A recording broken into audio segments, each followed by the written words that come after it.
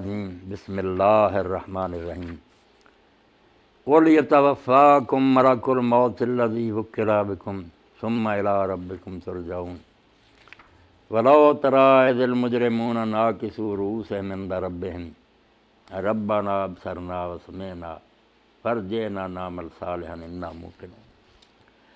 سورہ سجدہ کی دو آیات میں نے تلاوت کی ہیں۔ سورہ سجدہ قرآن مجید کی ان صورتوں میں سے ہے جن کے بارے میں اللہ کے رسول علیہ السلام کی یہ سنت تھی، عادت مبارک تھی کہ سونے سے پہلے آپ سورہ سجدہ اور سورہ ملک ضرور تلاوت کرتے تھے، یہ پڑھ کر سوتے تھے۔ اور جمعہ کے دن بھی جو فجر کی جماعت ہوتی تھی اس میں سورہ سجدہ پہلی رکعت میں، دوسری میں حالات آپ پڑھتے تھے، بہت اہم صورتوں میں سے۔ اس میں جو بات بیان ہوئی ہے ان آیتوں میں، قرآن مجید کا ایک نام جو ہے نا ذکر، اللہ نے کہا ذکر مبارک، انا نحن نزلنا الذکر، ذکر جو ہے نا یاد دہانی کو کہتے ہیں، ریمائنڈر۔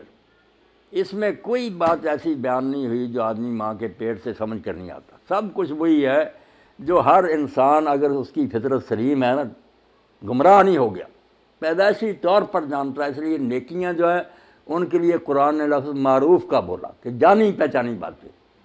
دنیا کے کسی خطے کا انسان ہوگا، سچ بولنا چاہیے، انصاف اور رحم، کسی کا حق نہیں، سب مانتے۔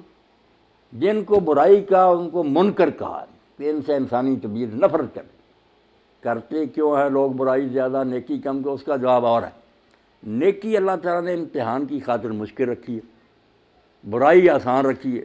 یہ ہے بندوں کی اس دنیا میں آزمائش ہے کہ نیکی کے لیے کچھ مشقت کرنی پڑتی، برائی کے لیے کچھ نہیں کرنا پڑتا، جو جی چاہے کرتے جاؤ، یہی برائی۔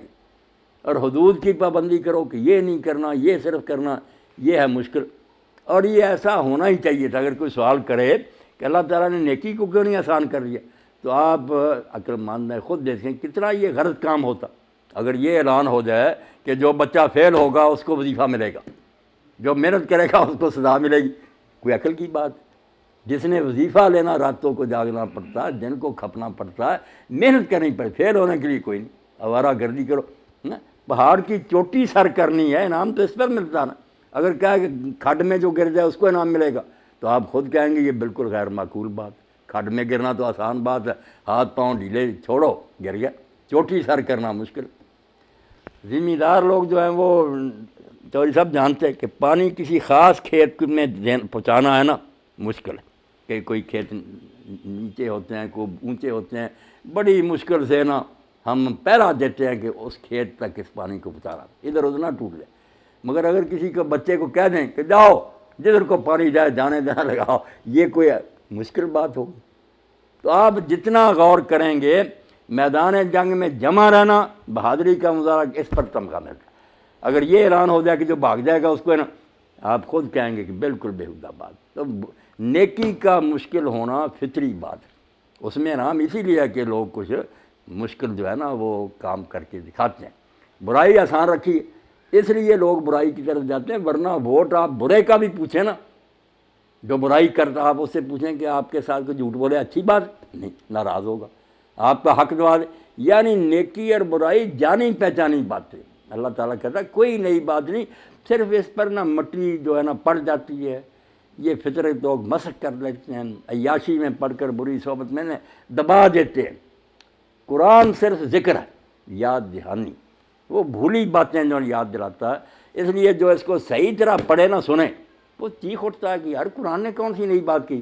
ایک بدو سے جب لوگوں نے پوچھا کہ آپ نے اسلام کیوں قبول کیا، اس نے کہا جب سورہ نحل کی آیت یہ سنی نا میں نے کہ ان اللہ یامر بالعدل والاحسان وایتاء ذی القربی وینہی عن الفحشاء والمنکر والبغی، کہ اللہ نیکی کا، انصاف کا، رشتہ داروں کے ساتھ اچھے سلوک کا حکم دیتا۔ تو میں نے کہا ان میں سے یار کون سی بات ہے جو میں پہلے نہیں سمجھتا کہ یہ حکم دینا ہی چاہیے، اور روکا کہ بری باتیں، بے حیائی کی باتیں، دوسروں کا حق دبانا، ان سے روکنا ہی چاہیے۔ اس لیے یہ عین فطرت کے مطابق۔ تو قرآن کو اللہ نے جو ذکر کہا نا، اس میں اگر آپ اچھی طرح درس سنیں یا پڑھیں، معلوم کریں، یہ باتیں سب میں جانتا، دیکھنا تقریر کی لذت ہے کہ جو اس نے کہا میں نے یہ جانا کہ گویا یہ بھی میرے دل میں، قرآن ایسی بات ہے۔ اس کو صرف بگڑا آدمی رد کر سکتا، ورنہ ہر شریف آدمی جو قبول کرے گا کہ یہ تو میرے دل کی بات، عین جو پیدائش کے وقت اللہ نے مجھے نگلوا دیا تھا، فَأَلْهَمَهَا فُجُورَهَا وَتَقْوَاهَا۔ قرآن الہام کہتے ہیں نگلوانے کو، منہ کھول کر کوئی چیز ڈاکٹر لے لیتے نا، اصل میں عربی زبان میں اس کو کہتے ہیں الہام، نگلوانا۔ تو اللہ کہتا ہے ہر شخص نفس وما سوا، جتنے بھی انسان میں نے پیدا کیے ان کو ٹھیک ٹھاک کر کے ماں کے پیٹ سے نکالا، ان کو نگلوا دیا ہے، ڈوز دے دیا ہے تقوی کی اور فجور کی، کہ یہ برائیاں ہیں، ان سے بچنا ہے، یہ نیک کام ہے جو تم نے کرنے۔ تو اب قرآن کی یہ آیت جو میں نے پڑھی، اس میں اللہ کی یہ پیش پا اللہ کی کہ روز کی بات ہے ہمارے سامنے۔ اللہ کہتا ہے قُلْ يَتَوَفَّاكُم مَلَكُ الْمَوْتِ الَّذِي وُكِّلَ بِكُمْ۔ اللہ کے رسول نے بتا دو کہ ایک وقت آئے گا کہ موت کا فرشتہ جس کے ذمہ یہ محکمہ ہے وہ تمہاری روح قبض کر لے گا۔ اب موت کوئی ایسا حادثہ ہے جو ہم نہیں دیکھتے، روزانہ مرتے دیکھتے ہیں، قبرستان ہمارے پاس موجود ہے، مگر انسان اس کو میرے بھائیوں بھلانا چاہتا ہے۔ یہ غفلت جو طاری ہو جاتی ہے نا کہ بات سامنے کی ہے مگر آنکھوں پر پٹی باندھتا کہ یہ مر گیا میں نے نہیں مرنا، ایسے ساری خرابیاں جنم لیتی ہیں۔ یہ کرپٹ ہو جاتا ہے، بدماشیاں کرتا ہے۔ اگر یہ سمجھے کہ کوئی پتہ نہیں موت کا فرشتہ پیچھے ہے، اس کا ہاتھ ابھی مجھے دبوچ لے، ٹائم ختم ہو جائے، کیا بنے گا پھر؟ اور آپ یقین جانیں دنیا میں جتنے دانشور ہیں، مسلم ہیں یا غیر مسلم، اس بات پر سب کا اتفاق ہے کہ اللہ کے بارے میں کوئی شک کر سکتا ہے، وہ اندیکھی چیز ہے، مگر موت کو بھی کچھ جٹلا سکتا ہے۔ تو سب مرتے ہیں اور آپ نے بھی مرنا۔ اس پر سب دعائی دیتے گئے ہیں کہ تمہارے پاس جو اصل سرمایہ ہے نا، راس المال، وہ صرف وقت ہے، وقت ضائع نہ کرو، کوئی پتہ نہیں ٹائم کب جو ہے نا ختم ہو جائے اور پھر مہلت نہ ملے۔ اور قرآن مجید نے دوسرے مقام پر کہا سورہ بقرہ میں ہے وَكَيْفَ تَكْفُرُونَ بِاللَّهِ، نادانو تم کس طرح اللہ کا انکار کرتے ہو؟ اب یہاں اللہ کا انکار اس کو نہیں کہا جو مانتے ہی نہیں خدا، جو مانتے ہیں اور کہتے ہیں مرنے کے بعد حساب کتاب نہیں، قیامت نہیں، ان کو کہا بدترین کافر یہ، ان سے وہ اچھے ہیں جو کہتے ہیں خدا نہیں، وہ بات ان کی نسبت درست ہے کہ کہتے ہیں خدا ہے اور اس نے انصاف نہیں کرنا۔ ایڈی بےہودہ بات اللہ نے کہا، ایسا کفر بکتے ہو کہ وہ دیکھ رہا ہے میری کائنات میں یہ لوگ ظلم کر رہے ہیں، ان کو کوئی سزا نہیں ملی، یہ بیچارے مظلوم دنیا سے چلے گئے، کوئی داد رسی نہیں ہوئی، میں کیسا خدا ہوں کہ اگر عدل و انصاف نہیں کروں؟ اس کو کہا تم اللہ کے بارے میں یہ کفر بکتے ہو کہ کوئی انصاف نہیں کرے گا۔ افا نظر المسلمین کالمجرمین، کیا ہم حکم ماننے والوں کو اور نافرمانوں کو برابر کر لیں گے کہ مر گئے اور مٹی ہو گئے؟ ما لکم، تمہیں کیا ہو گیا، کیف تحکمون، تم کیسی بےہودہ باتیں کرتے ہو؟ میری عقل جاتی رہی ہے یا میرا عدل ختم ہو گیا ہے؟ مجھے اپنی مخلوق سے کوئی ہمدردی نہیں کہ جن سے ظلم ہوا ہے ان کی داد رسی کروں، جنہوں نے ظلم کی انہیں سزا دوں؟ اس لیے قرآن مجید نے جو بات یاد لائی ہے بالکل ہمارے سامنے، بہت چوٹی کے آدمی ہے امام ابن الجوزی رحمۃ اللہ علیہ، بڑی تحقیق کی انہوں نے، اب ان کے آپ کو مل جائے نا تلبیس ابلیس، اردو ترجمہ ہو گیا تلبیس ابلیس، کہ شیطان کس طرح بندوں کو فریب دیتا، پڑھنے کی کتاب ہے۔ اس میں یہ جو لوگ ہیں نا مذہبی پیشوا ان کا بھی حال کہ کیسی کیسی مکاری سے یہ لوگوں کو دین سے ہٹاتے، تلبیس ابلیس، ابلیس کی فریب دینے کی کوشش۔ تو امام کا یہ طریقہ تھا کہ وہ اپنی نوٹ بک پاس رکھ لیتے، جب کوئی خیال آیا نا قرآن مجید کی کسی آیت کے بارے میں، حدیث پاک کے بارے میں یا کسی اور چیز کے بارے میں، اسی وقت وہ نوٹ کر لیتے تھے۔ وہ کتاب کہلاتی ہے سید الخاطر، کہ دماغ میں جو خیالات آئے نا کسی وقت ان کو قید کر لیا، شکار کے نوٹ بک۔ وہ ایسا کشکول ہے کہ آدمی پڑھے تو قیمتی نکتے جو جو ساری عمر میں ذہن میں آئے ابن جوزی نے وہ انہوں نے اکٹھے کر لیے۔ تو اس میں ایک مقام پر فرماتے ہیں، اب دیکھیں بات ہمارے سامنے کی ہے مگر چاہتے ہیں ہم آنکھیں بند کر کے بھول جائیں، قبر بھول جائے، موت بھول جائے۔ وہ کہتے ہیں الناس فی غفلۃ والموت یوقظ، تم غافل ہو کر سوئے پڑے ہو، موت اتنا ہی کرتی ہے کہ وہ آ کر جگا دیتی ہے، موت صرف تم سوئے ہوئوں کو جھنجھوڑ دیتی ہے، اٹھو جو سوئے پڑے تھے، اب وقت آ گیا محاسبے کا۔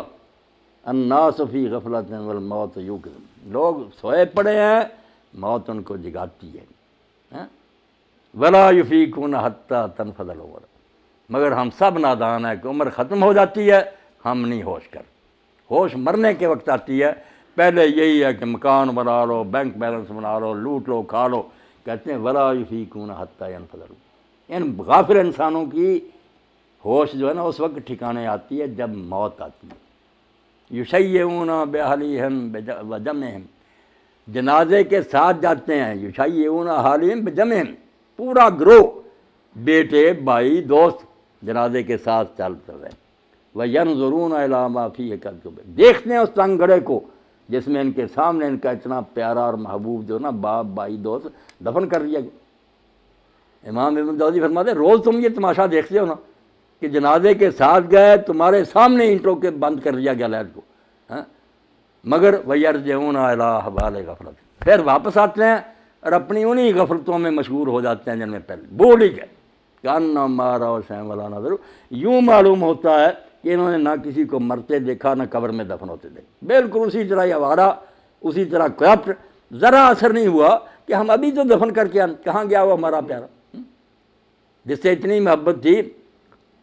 پنجابی زبان میں وہ سکھی ہیں شاعر، مگر بڑی دانائی کی باتیں کہیں ڈایا سے، زندگی بلا سے کا 100 سال، جو جو عمر بڑھتی ہے ساتھ ساتھ نصیحت کر رہے تھے۔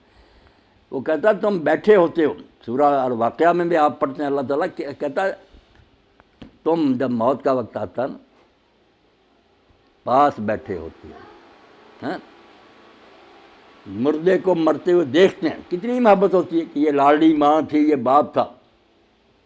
وہاں اللہ تعالیٰ فرماتا ہے أَتَجْعَلُونَ رِزْقَكُمْ أَنَّكُمْ فَلَوْلَا إِذَا بَلَغَتِ الْحُلْقُومَ، اگر تمہارے اوپر کوئی اور حکومت نہیں، کسی کا راج نہیں، غلبہ نہیں، فَلَوْلَا إِذَا بَلَغَتِ الْحُلْقُومَ، جب جان گلے میں آتی ہے، وَأَنْتُمْ حِينَئِذٍ تَنْظُرُونَ، اور تم کہیں گئے نہیں ہوتے، پاس بیٹھے دیکھ رہے ہوتے ہو، وَنَحْنُ أَقْرَبُ إِلَيْهِ مِنْكُمْ وَلَٰكِنْ لَا تُبْصِرُونَ، تمہیں نہیں نظر آتا، میرے فرشتے تم سے زیادہ قریب ہوتے ہیں اس میت کی۔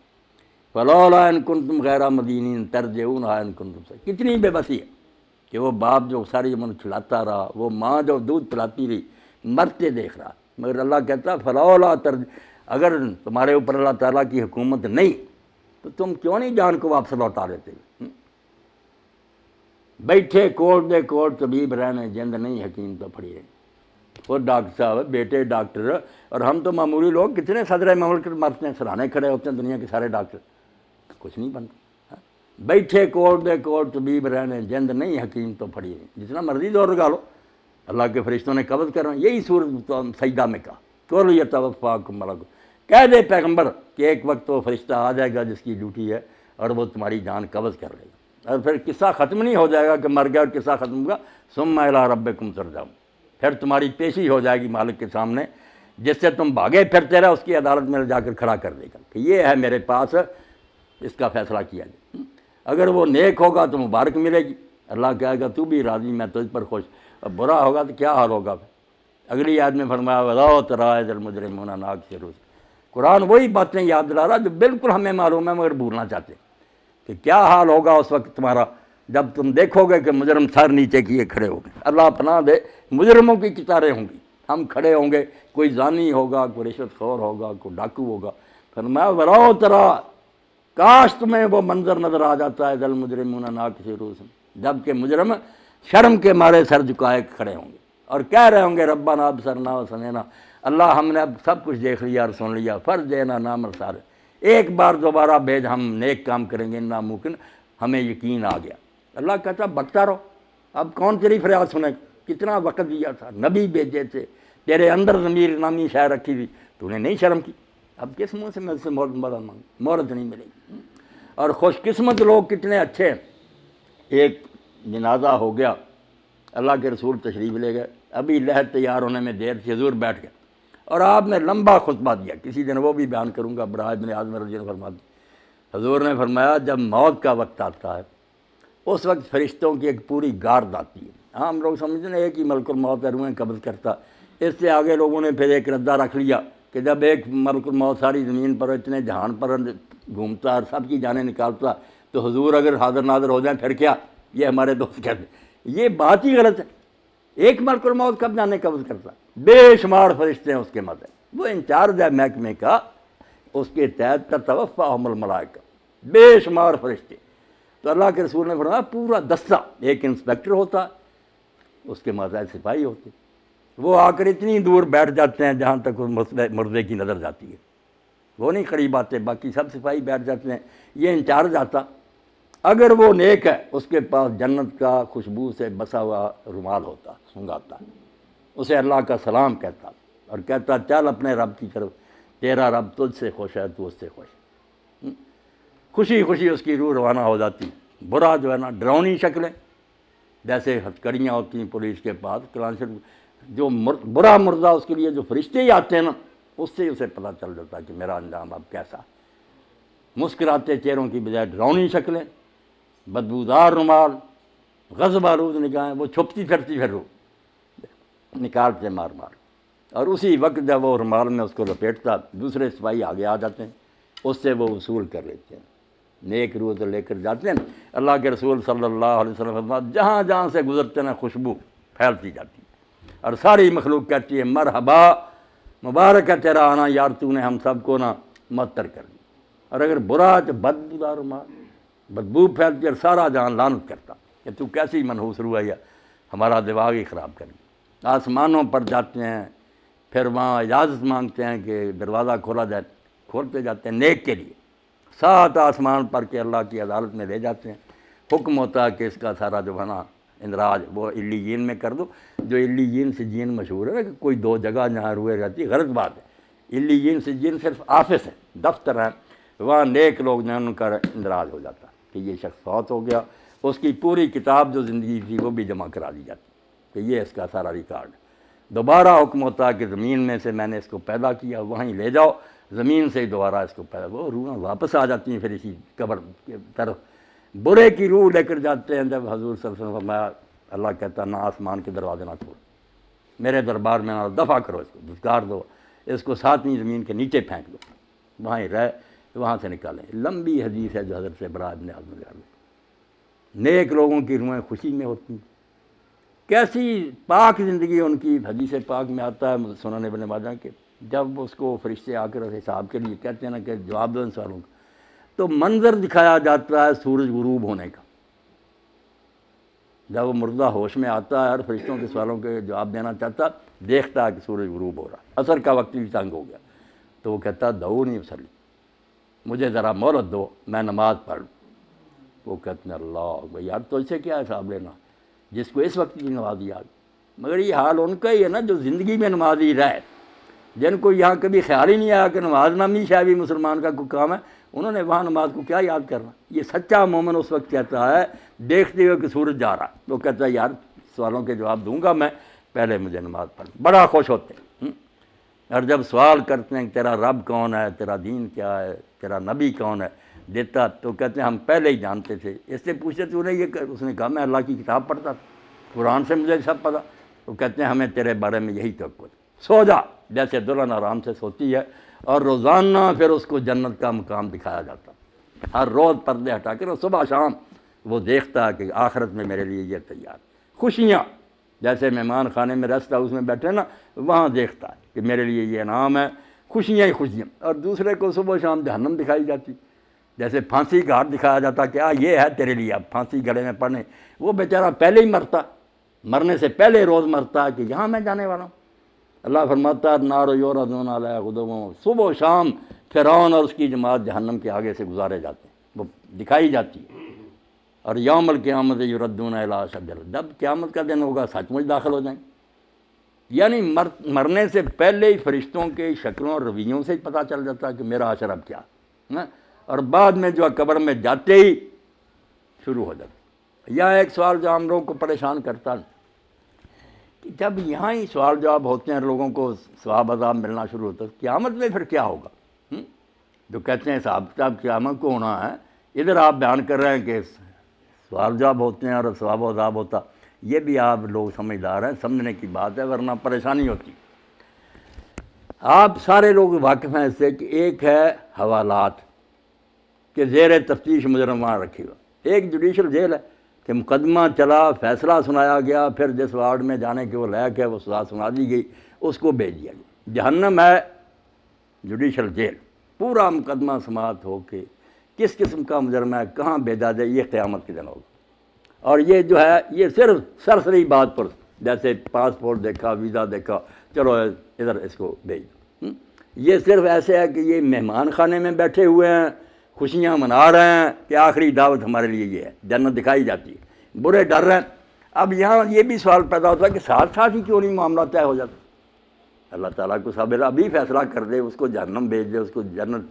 یہ کیوں ہیں 2 مرحلے کے؟ قبر میں صرف سرسری بات پرس ہے، آخرت میں پھر جہنم میں جنت ہے۔ یہ چیزیں آپ چونکہ پڑھے لکھے ہیں اور یہ چیزیں ضرور کی ہیں کہ عقیدہ جو آخرت کا اس کو سمجھا جائے۔ بات اصل میں یہ اور بڑی نازک بات ہے جو قرآن حدیث نے بتائی، توبہ توبہ ہم اس کی طرف دھیان نہیں کرتے کہ نیکی بدی وہ نہیں جو آپ نے مرنے تک کی، کھاتا آپ کا بند نہیں ہوا، آپ مر گئے کھاتا چل رہا۔ یہ جب تک یہ کارخانہ سٹاپ نہیں نہ ہوتا، میزان نہیں لگ سکتی کہ میری نیکیاں کہاں کہاں اپنا اثر دکھایا، میری بری مثالوں نے کتنے لوگوں کو گمراہ کیا۔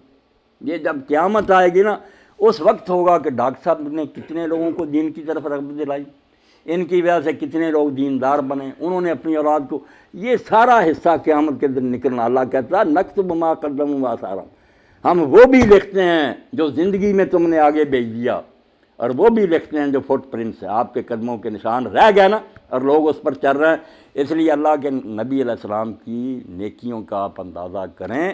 یہ جو ہم کہتے ہیں نا حضور کو یہ ثواب پہنچانا، یہ بہت بعد میں تنگ ذہن والوں نے نکالا۔ رسول اللہ کو پہنچانا کیا؟ جو نیکی امت کرتی ہے نا، میں نے قرآن پڑھا، نماز پڑھی، روزہ رکھا، ہر ایک امتی کے اس عمل میں سے ایک آپ کے کھاتے میں جا رہا، صحابہ کے جا رہا ہے، اماموں، انہوں نے دین ہم تک پہنچایا۔ جو نیکی سکھائے گا، جتنے اس کے بعد جہاں تک وہ چلتی رہے گی اس کو ثواب ملے گا۔ یہ ایسا بینک کا کھاتا ہے جو بند نہیں ہوتا۔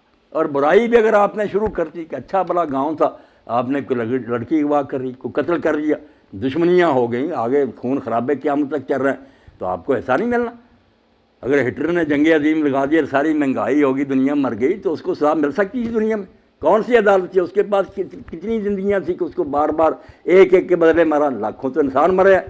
اب قیامت کا دن چونکہ وہاں بار بار زندہ ہونا، بار بار مرنا، یہ عدالت نے سنا، اس کو اتنی بار پھانسی دی ہے۔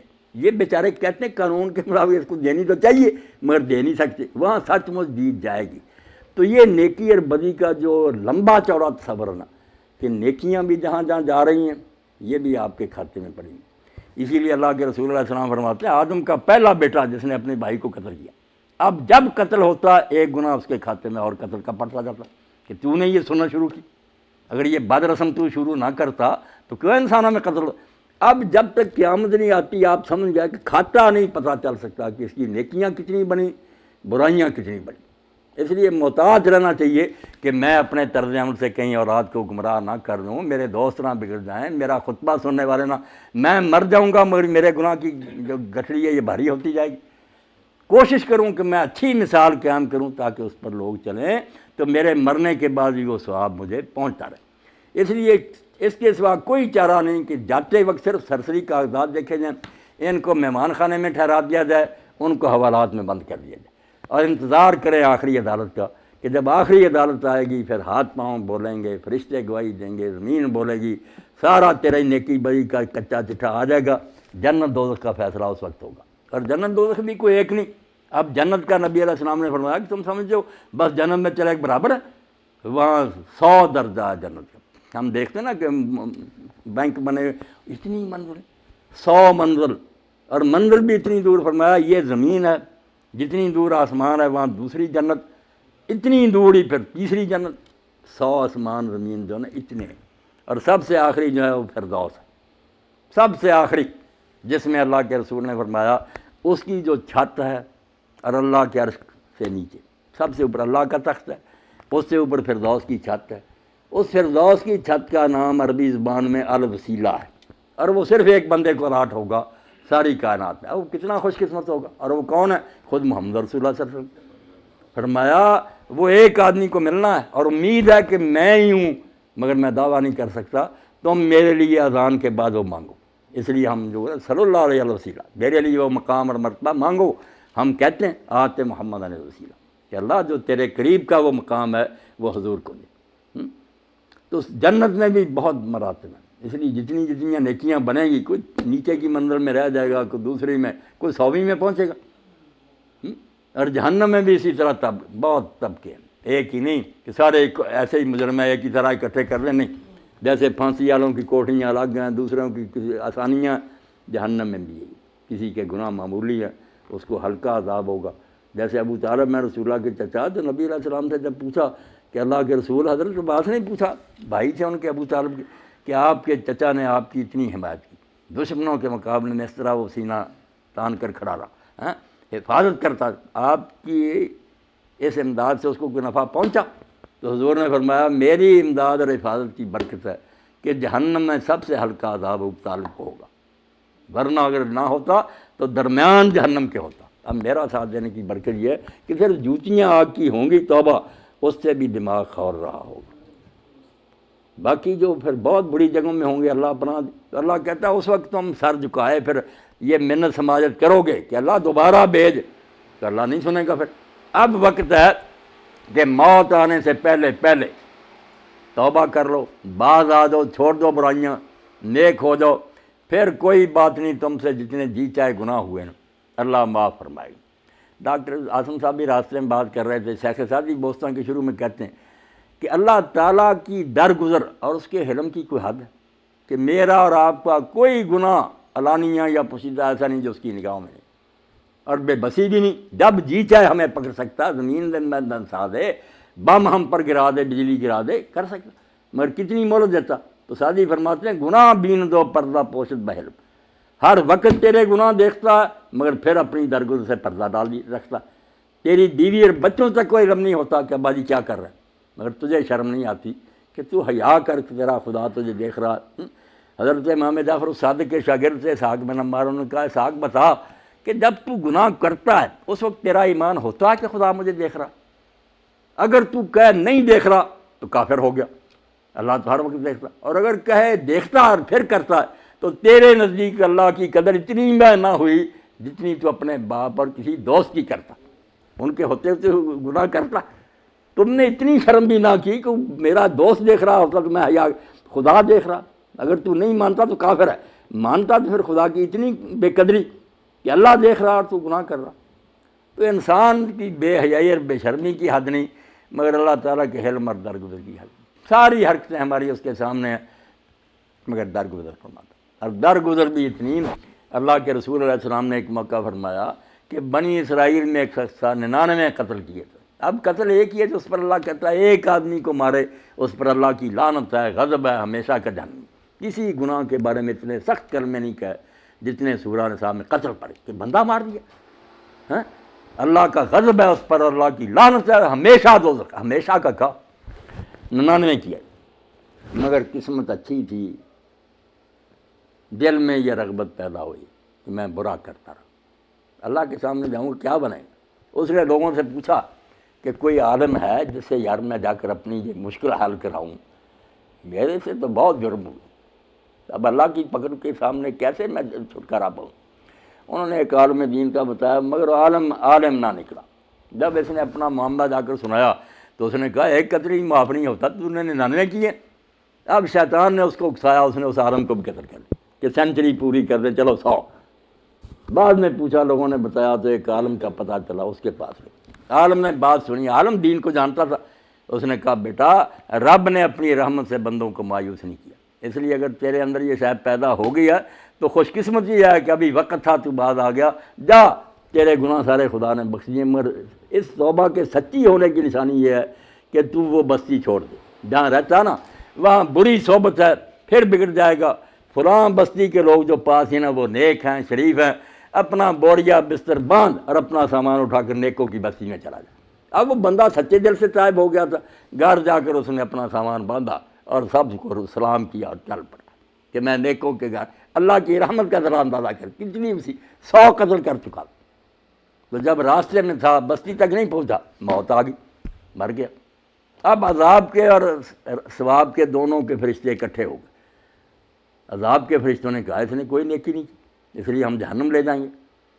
نیک فرشتے، ثواب والے فرشتے، انہوں نے کہا توبہ کر کے یار جا رہا تھا۔ اللہ کی طرف سے پھر ایک فرشتہ آیا جس نے کہا، حالانکہ اللہ تعالیٰ ویسے بھی حکم سناتا ہے مگر سمجھانا ہے کہ اللہ بندوں پر کتنا مہربان۔ اللہ نے کہا تم زمین جو ہے نا ان فرشتوں کو کہو اس کی پیمائش کر لو، اگر آدھے سے گزر گیا نا، نیکوں کی طرف ہو گیا تھوڑا سا تو بخش دو، اور اگر پیچھے ہی ہے لے جاؤ عذاب۔ اب ادھر اللہ نے رسول کریم فرماتے ہیں کہ زمین کو حکم دیا کہ تو سمٹ جا، بخشنے کے ڈانگر اب کے ایک بارش کے برابر زمین سمٹ گئی، اور وہ جو گرا تھا نا سینے کے بل، ایک بارش صرف نیکوں کی طرف نکلا، نصف سے گزر گیا، اللہ نے بخش دیا۔ اس لیے اللہ کے رسول فرماتے ہیں ایسے رب کے ہوتے ہو تم بے شرمی اور بے حیائی کرو کہ نہ اس کا خیال کرو، ساری عمر گناہ پر جمے رہو، تو جب پھر وقت آئے پھر نہ کسی روح سے اس وقت سر جھکا کر شرم سے کہو اللہ نے ہم دیکھ لیا ہمیں واپس بھیجے کہ صورت سجدہ کی سیاد میں آ کہ پھر تو نہیں ہوگا، یہ نہیں پھر اللہ مانے گا، اب وقت ہے۔ مودودی صاحب رحمۃ اللہ نے اپنی تفسیر میں حالانکہ یہ اشعار تو لوگوں نے رندانہ ہی کہنا، مگر انہوں نے کہا یہ حارث رباعی کو پڑھنا چاہیے۔ ابو سعید ابو الخیر رحمۃ اللہ علیہ کی بعضا ہر آنچ ہستی بعض آجا چھوڑ دے یہ بڑے کام، جو کچھ بھی تو ہے نا چھوڑ دے، گر کافر ہو گبرو بت پرستی بعض، اگر تو کافر ہے مجوسی ہے بت پرست ہے اتنا بڑا کافر ہے پھر بھی بعض آجا۔ اللہ فرماتا ہے بار گہے ماں بار گہے نومیدی نے میری یہ درگاہ ہے، درگہ ماں درگہ نومیدی ہے، میرا یہ دربار ناامیدی اور مایوسی کا نہیں ہے۔ 100 بار اگر توبہ شکستی بعض یہاں بھی لوگ کہہ دیتے ہیں کہ یہ بار بار کی کیا توبہ ہوتی، سچی توبہ کہہ دیتے ہیں، کون اس پہ رہ سکتا؟ انسان ہے جو یہ دم مارتے ہیں بالکل جانے ایک ایسا ٹارگٹ مقرر کرتے ہیں جس پر وہ پورے نہیں اتر سکتے، پھر مایوس اور بددل ہو جاتے ہیں۔ وہ پہلے تمہیں کس نے کہا تھا؟ اللہ التوابون کہتا ہے، مبالغہ کسی بار بار توبہ کر، انسان سے غلطیاں ہوں گی، بچتے ہوں گی، اس لیے یہ کیوں کہتے ہو کہ میں نے ایک باری توبہ کرتے ہی رہو۔ زہر کھا لیا تو ڈاکٹر سے پھر کوئی لو نا اس کی ریمیڈی کہ اب میں کیا دوائی کھاؤں کہ زہر سے بچوں، گناہ ہو گیا تو اس کا علاج ڈھونڈو، کوئی نیکی کرو جو اس بدائی کو ختم کرے، اس کے اثرات مٹائے۔ یہ ایک بار کی بات جو نا سچی توبہ ایک بار یہ کباروں وغیرہ نے جعلی بات بنائی، نہ کوئی اس طرح کرتا، لوگوں کو صرف گمراہ کر رہا تھا۔ اللہ کا حکم یہی ہے، اب قربان جائیں رسالت مآب علیہ السلام کے ان سے بڑھ کر کوئی ہے؟ 70 مرتبہ 100 مرتبہ محفل میں بیٹھے وقفے استغفر اللہ واتوب الیہ استغفر اللہ، لوگ گنتے تھے اور پوچھتے تھے تو اللہ کے رسول فرماتے ہیں جس نے یہ سمجھا کہ مجھے اللہ سے معافی نہیں مانگنی چاہیے تو مردود ہو گیا، دتکارا گیا۔ کسی جگہ بھی ہم پہنچ جائیں یہی کہنا کہ اللہ کچھ نہیں کرتا، کس لیے آئے تھے اور کیا کر کے، یہ احساس ہر وقت رہے کہ آئے اس دنیا میں کس لیے تھے اور کرتے کیا رہے۔ یہ ندامت اور احساس جو ہے نا شرمندگی کا اصل سرمایہ یہ، حتیٰ کہ ہم جو عبادتیں کرتے ہیں نا، نماز اللہ کی توفیق سے ہو گئی، حج ہو گیا، اس کے بعد بھی اگر ذہن میں آ گیا نا کہ ہم نے بہت کچھ کیا تو بربادی ہوگی۔ آپ سورہ بقرہ دیکھیں، جب میدان عرفات سے لوٹتے ہیں جہاں وعدہ ہے کہ اللہ وہاں بخش دیتا، مگر جب مشعر الحرام میں آ کر رہتے ہیں مزدلفہ میں، وہاں لکھا کہ واستغفروا، اللہ سے معافی مانگو۔ حج ہو چکا ہے، اللہ کہہ رہا معافی مانگو۔ نماز پڑھی، نبی علیہ السلام نے سلام کا 3 بار استغفر اللہ استغفر اللہ استغفر۔ روزہ ختم ہو رہا، فرمایا ختم ہوتے وقت روزے کے افطار کے وقت کی دعا رد نہیں ہوتی۔ اب حضرت عبداللہ بن عمر بن عاص کیا پڑھتے تھے؟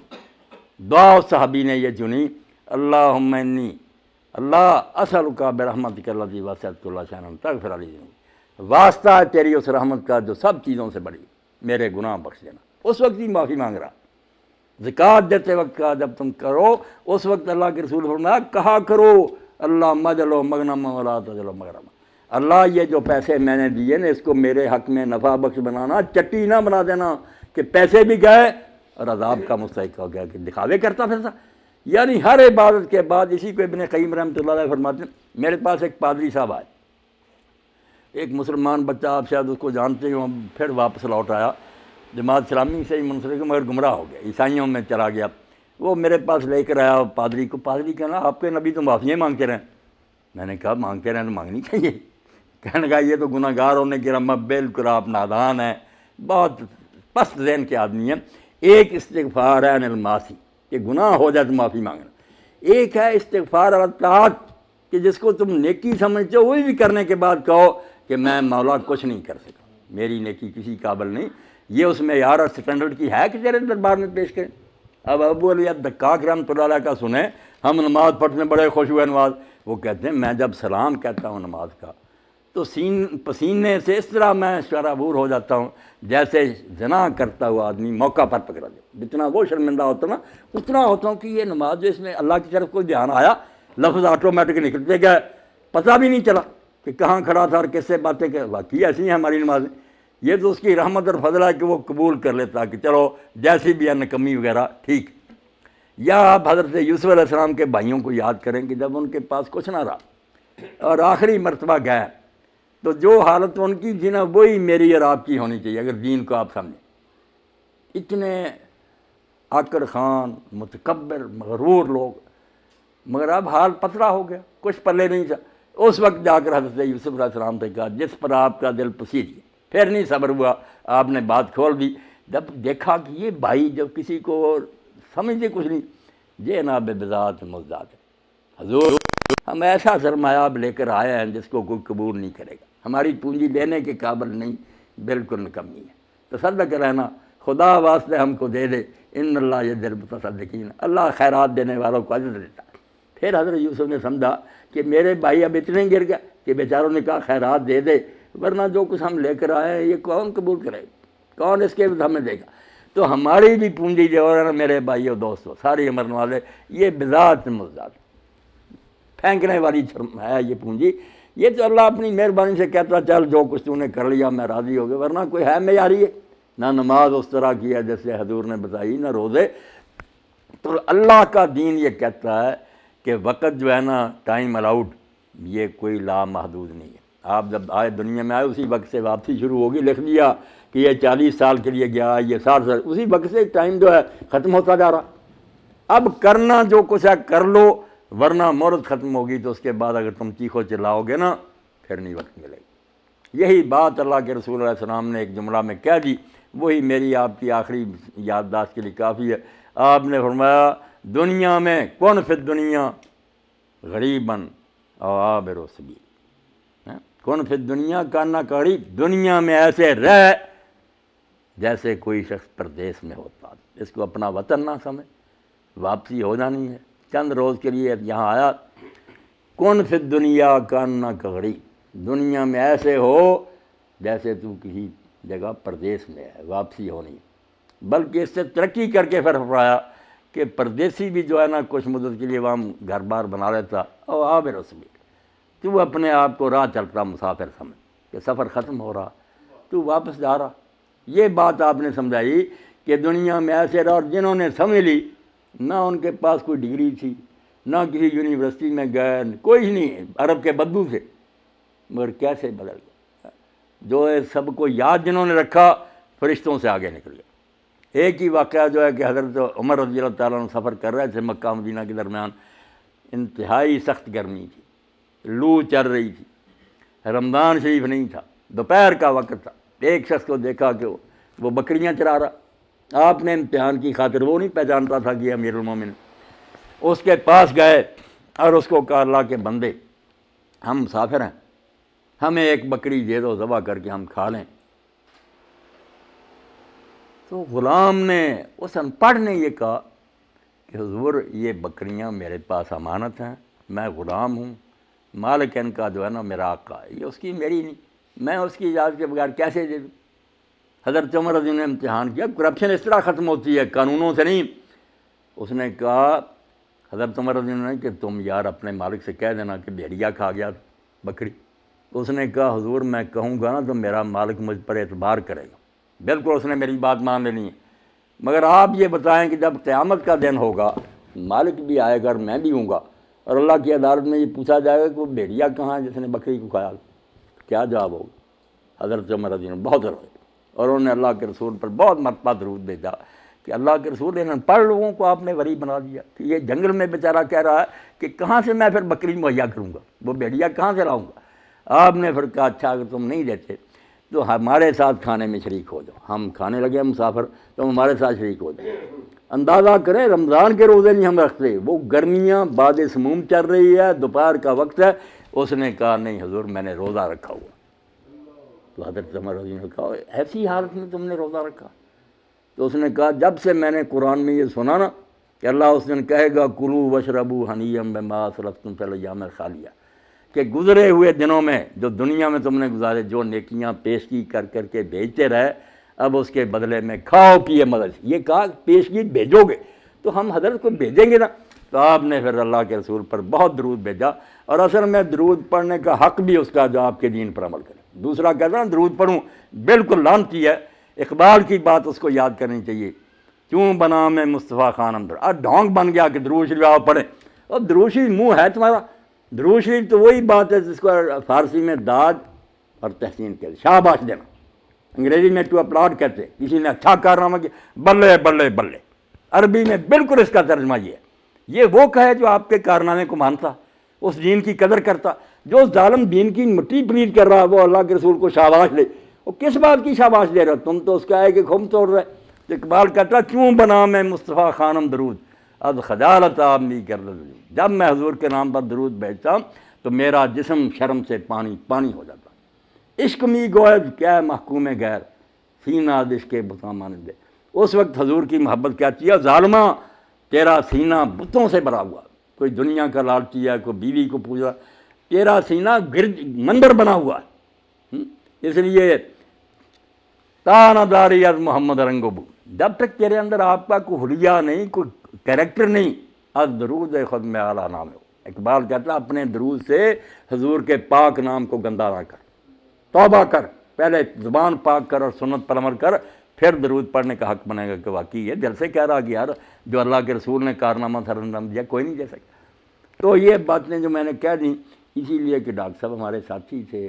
ہمارے علم کے مطابق جیسے دعائیں جو ہیں نا جنازے کی، اس میں ایک دعا یہ بھی آتی ہے لا نعلم منہ الا خیر، کہ اللہ ہم اس بندے کے بارے میں سوائے خیر کے کچھ نہیں جانتے. جہاں تک ہمارا علم ہے نا ہم نے اس میں اچھائیاں دیکھی ہیں. وانت اعلم بہ منا، اور تو ہم سے زیادہ اس کو جانتا ہے. دعا کا ذرا انداز دیکھے کہ ہم تو اس کے بارے میں جو کچھ جانتے ہیں وہ خیر ہی ہے، مگر اصل علم تیرے پاس ہے. ان کانا محسنن، اگر یہ واقعی نیک تھا فزد فی احسان، تو اس سے بڑھ کر نیک سلوک کر.